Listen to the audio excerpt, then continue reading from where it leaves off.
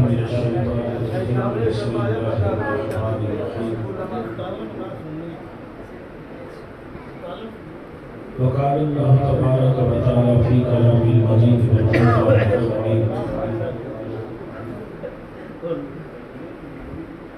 ورفعنا لك ذكرك وقال الله تبارك وتعالى في مقام آخر لقد كان لكم في رسول الله أسوة حسنة صدق الله العظيم إن الله وملائكته يصلون على النبي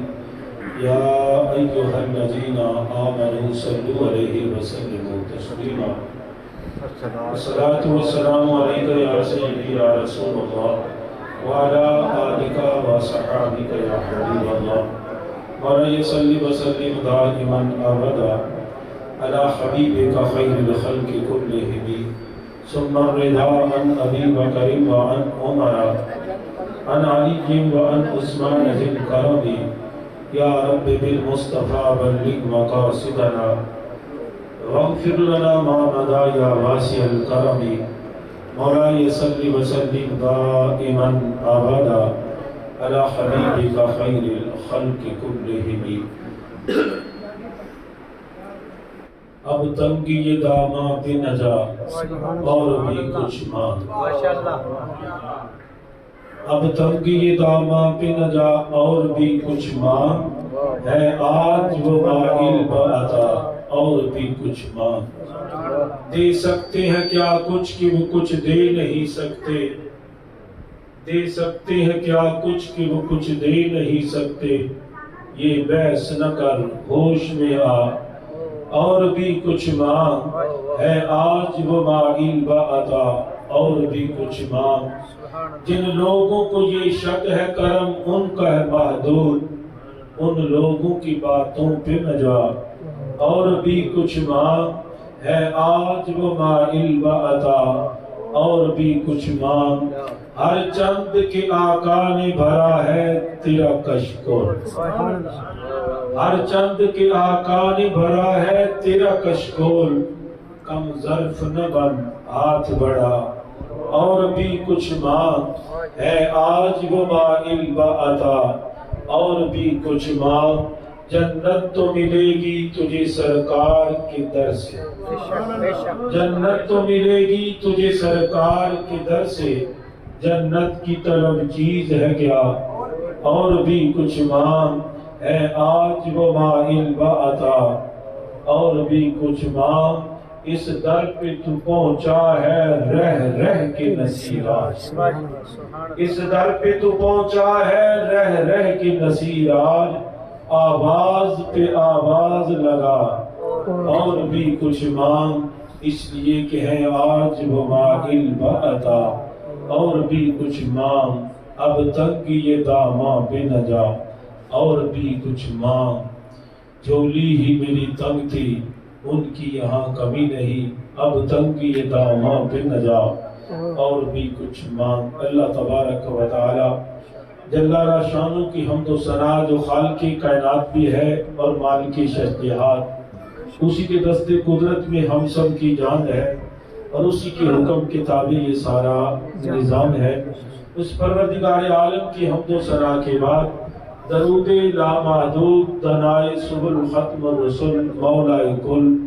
ہادی انس و جان شفیع مجرمہ تتمع دورہ سخیل حسن جمالہ حامی بے کساں سیاہ لامکاں رازدار ما اوحا نور ذات لم یزل جلوہ صبح ازل معصوم آمنہ زہرا کے بابا حسنین کے نانا امت کے والی دکھیوں کے سہارا بے کسوں کے آسرا غریبوں کے والی یتیموں کے بابا احمد مجتبی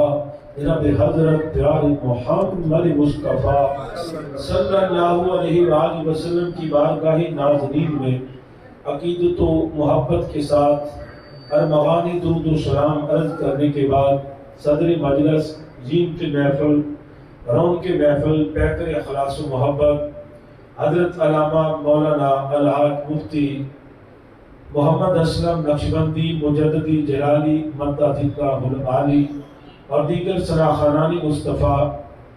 اور شرکائے محفل میلاد مصطفیٰ بحمداللہ تعالی انشاءاللہ ہونے والی محافل جو کہ جامع مسجد گلزار مصطفیٰ کے زیر اہتمام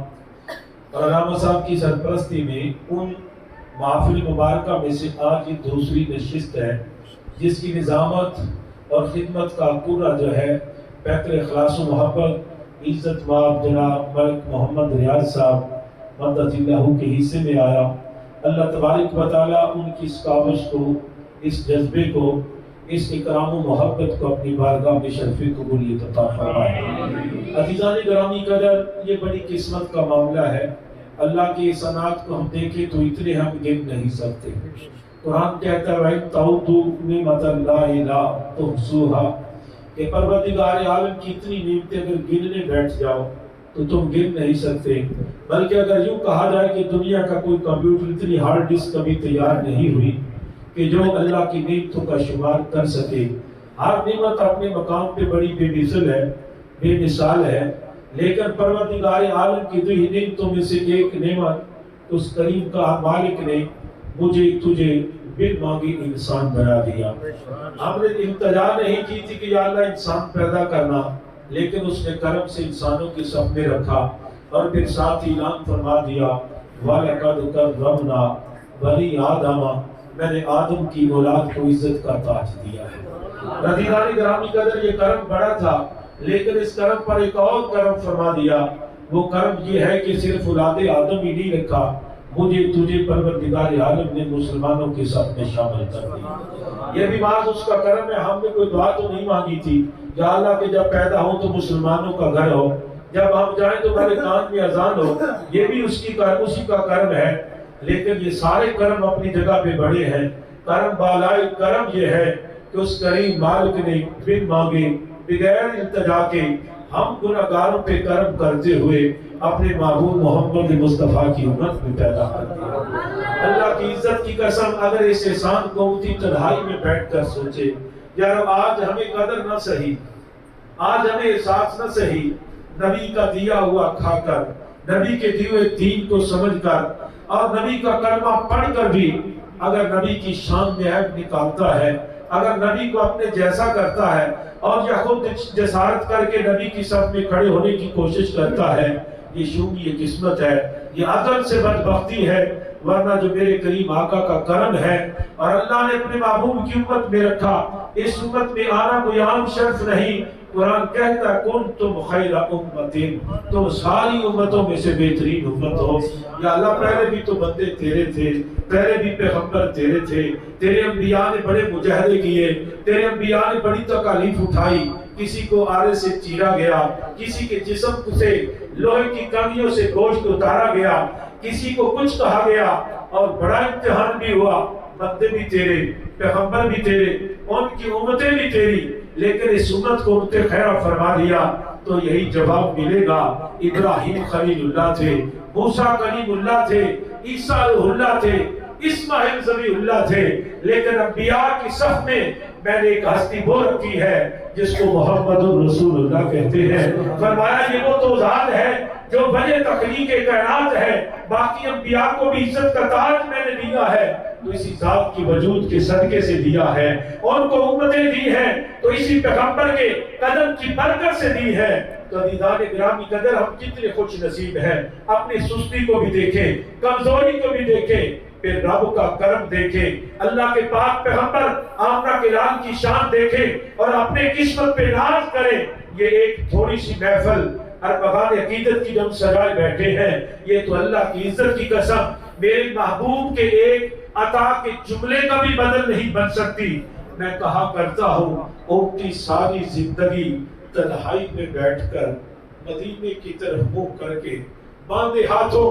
امام علیہ سنت کا یہ قصیدہ پڑھتا رہے۔ مصطفیٰ جان رحمت پہ لاکھوں سلام، شمع بزم ہدایت پہ لاکھوں سلام۔ اللہ کی عزت کی قسم میرے مصطفیٰ نے یہ جو جملہ بولا تھا، رب اغفر لی امتی، امتی اس کا حق ادا نہیں کر سکے۔ کتنے کرم ہیں، اور اس امت میں آنے کے لیے انبیاء دعائیں کرتے رہے، اور اس امت کو انعامات ملتے رہے، انبیاء جھولیاں کر کے مانگتے رہے۔